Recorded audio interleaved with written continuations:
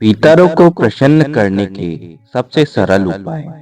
क्या आपने कभी सोचा है हमारे जीवन में अचानक रुकावटें क्यों आ जाती है? धन आता है लेकिन टिकता नहीं, घर में क्लेश बढ़ जाता है, स्वास्थ्य बिगड़ जाता है और कई बार मेहनत करने के बाद भी सफलता हाथ नहीं लगती है।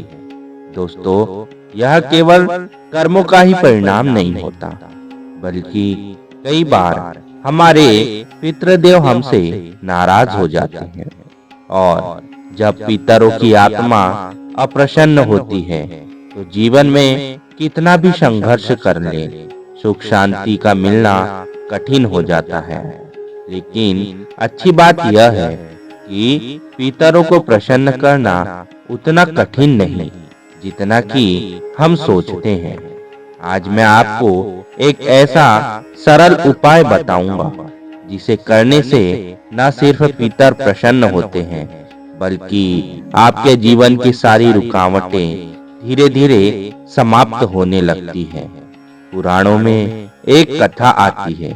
एक राजा था जिसने अपने जीवन में बहुत यज्ञ, दान और पूजा की थी, लेकिन फिर भी उसका राज्य दिन प्रतिदिन दुखों से घिरता चला गया। वह परेशान होकर ऋषि के पास पहुंचा और बोला, हे गुरुदेव, मैंने सब कुछ किया, फिर भी मेरे जीवन में सुख क्यों नहीं है? ऋषि ने ध्यान लगाया और कहा, हे राजन, तुम्हारे पितर भूखे प्यासे हैं। जब तक उन्हें तृप्त नहीं किया जाएगा तब तक तुम्हारे जीवन में शांति नहीं आ सकती। राजा ने उस दिन से पितरों का तर्पण और श्राद्ध करना शुरू किया और कुछ ही समय में उसका जीवन बदल गया। अब सवाल ये है, क्या हम अपने पितरों को कैसे प्रसन्न करें? तो इसका उत्तर बहुत सीधा और सरल है, तर्पण और अन्नदान से।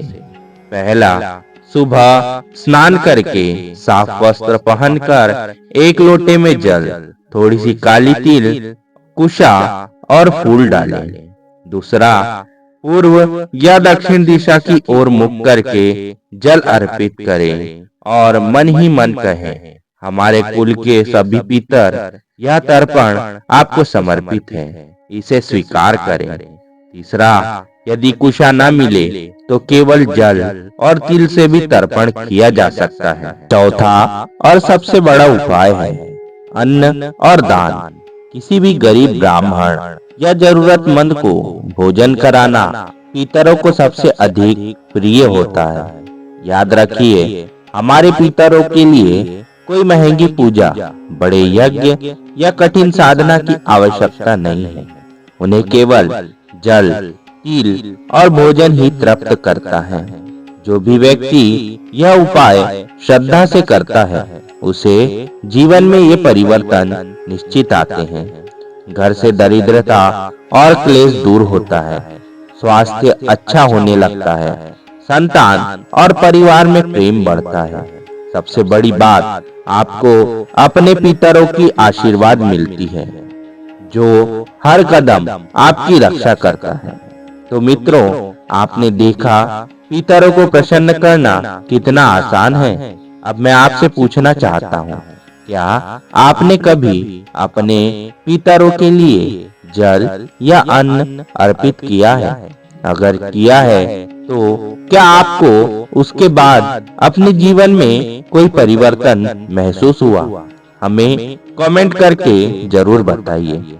दोस्तों, वीडियो अगर आपको अच्छा लगा हो, वीडियो को लाइक, हमारे चैनल को सब्सक्राइब और बेल आइकन पर क्लिक कर दीजिए। वीडियो को ज्यादा से ज्यादा शेयर करके कमेंट में हर हर महादेव जरूर लिखिए। हर हर महादेव दोस्तों।